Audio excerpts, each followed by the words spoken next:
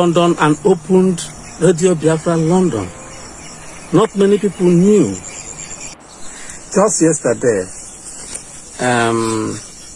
about 2 days ago anyway, we've been having this security report that some people were planning to come and burn the local government here, the local government secretariat. I asked my men to follow up and play along with the situation after analyzing the reports. So yesterday night, they told me that some people had gathered to effect the action to burn down the local government. And as a matter of fact, some of them were hiding in the bush, making calls and all that, arranging how things will be done and assembling their materials. So I personally drove to the place. That was around 8 o'clock in the night. I drove to the local government to find things out myself because I didn't want hearsay. So when I read there, I saw that it was real. So I came back and asked my commanders to mobilize our men, which they did. So we stormed the local government. When I went the second time, I met the local government chairman who came there because maybe he had the information too. I didn't even know he was a chairman because I've not seen him before. So I asked my men to take over the local government and to make sure that nobody came into that place, not to talk of burning the local government. So I left. That's not why I called this. I want to give this report. I want to do this video. I was just going through the internet last night. I saw that my friend, Governor Wike, Wike, did a state broadcast where he reinforced the classification of IPOB as a terrorist group. I'm in support of Wike in this. That's a good thing Wike did. And I'm asking the Southeast governors to also reinforce the classification of IPOB as a terrorist group. The other day I was speaking with the World Igbo Congress, Europe, and I told them that if someone says it's not a terrorist group, and they are killing people, asking people to kill soldiers, kill policemen, burn houses, kill the leader of Ohaneze Igbo, and all that. What are you then? If you say you're not a terrorist organization, what are you? You tell us what you are. So they have shown, IPOB has shown that they are a terrorist group, and they should be dealt with as a terrorist group. If IPOB is fighting for Biafra, I should be the happiest for it because they are helping in facilitating the realization of Biafra. Not many people knew how Nnamdi Kanu came into the picture. Not many people knew that Nnamdi Kanu was picked up by me in 2009. Not many people knew that I went to London and opened Radio Biafra London. Not many people knew at what stage the DSS, then was SSS, came in and snatched Nnamdi Kanu from me.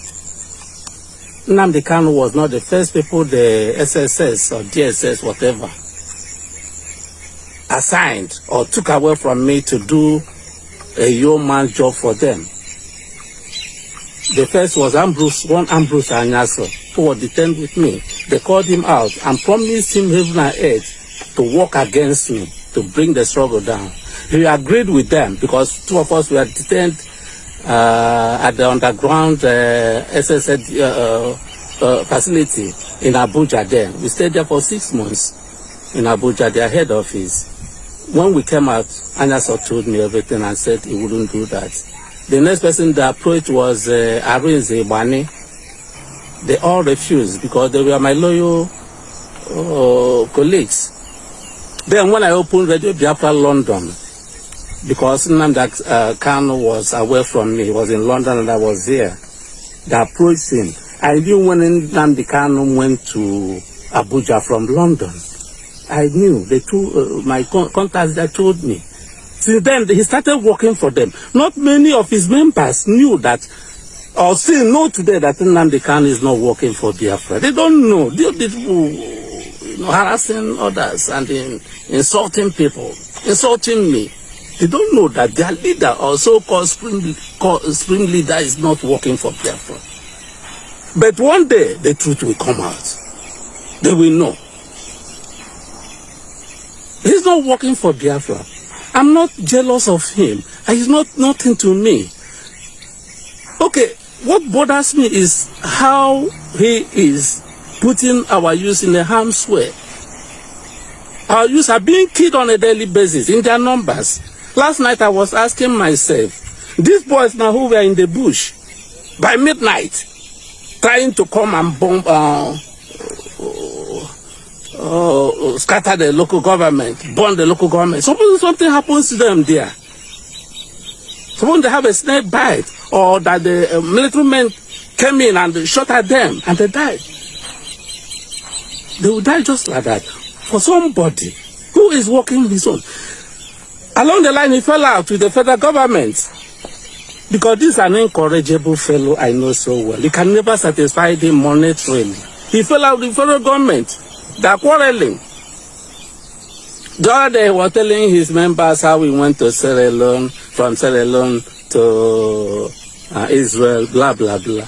He told them that the ones he wanted to tell them. But he never told them how he got the documents to travel.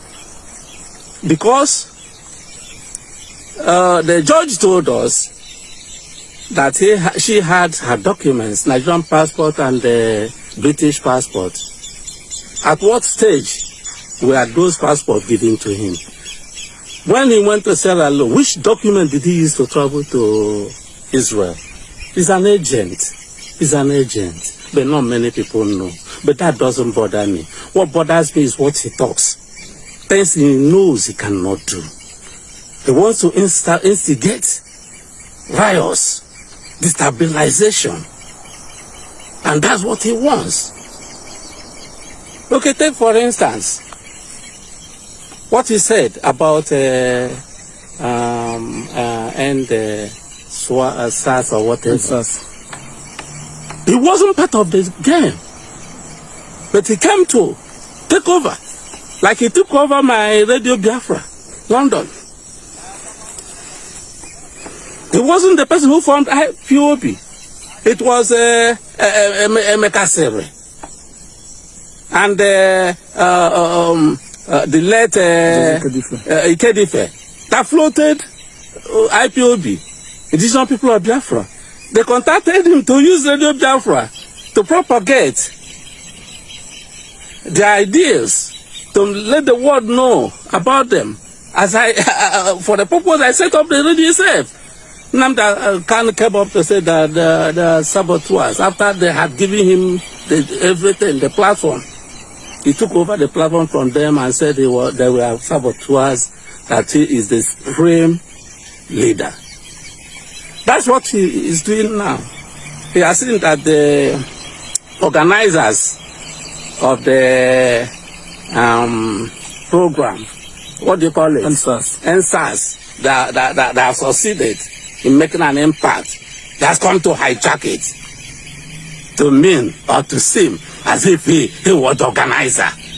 Now he is talking about revolution. Revolution for the youth. Which youth? Nigerian youth. That means you are no more talking about Biafra. That means you are no more the supreme leader of Indigenous People of Biafra. Now we are talking for the whole Nigerian youth, propagating a revolution for the whole Nigerian youth, saying that Buhari must come and speak in both English and Fufudu. What does that have to do if you are looking for Biafra? You are now working for Nigeria. As what? As a head, you want to be the head of state of Nigeria now. You don't want to be the sweep leader of Biafra again. So people should understand. Someone was saying Igbo leaders should assure Yorubas that Nnamdi Kanu is not speaking for Ndigbo. How can Nnamdi Kanu speak for Ndigbo? If any Yoruba man thinks Nnamdi Kanu is speaking for Ndigbo, that's a very big insult to our sensibility. You cannot say Nnamdi Kanu is speaking for Ndigbo. There is one boy in London they call Adenka's grandson, who says Ndigbo should leave Lagos. Can we now say Adenka's son is speaking for Yorubas? Huh? Even if he speaks for Yorubas, Nnamdi Kanu cannot speak for Ndigbo.